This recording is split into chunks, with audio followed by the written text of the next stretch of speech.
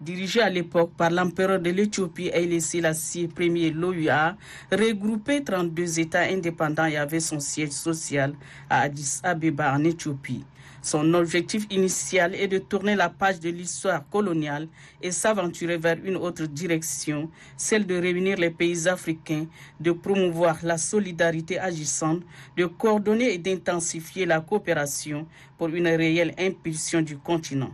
Ceci dans les domaines socio-économiques, politiques, sécuritaires, sanitaires et aussi bien de la préservation des acquis des pays membres.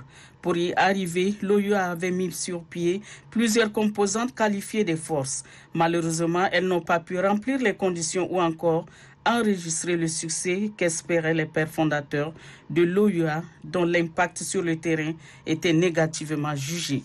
Il fallait donc opérer un autre choix tout en ayant une vision un peu plus claire, répondant cette fois-ci aux besoins quotidiens des Africains.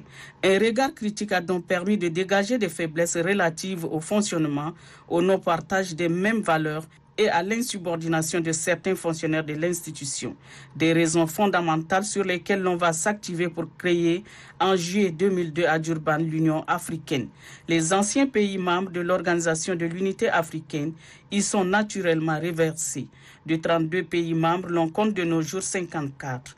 Une adhésion que l'on peut qualifier de prouesse avec une seule volonté, prendre en main le destin des pays africains.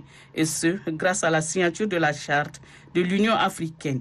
Une charte dans laquelle il est clairement défini que les signataires doivent mettre les ressources naturelles et humaines du continent au service du progrès général des peuples dans tous les domaines de l'activité humaine. Malgré cet engagement, des pays membres de l'Union africaine peinent à relever certains défis. Il s'agit notamment de la libre circulation des personnes et des biens, de la résolution des conflits et de la contribution financière de certains pays membres qui tardent à se concrétiser. On espère qu'avec la célébration du 60e anniversaire de cette organisation panafricaine, des messages pointus seront lancés à l'endroit des pays membres pour une prise de conscience réelle et réalisable.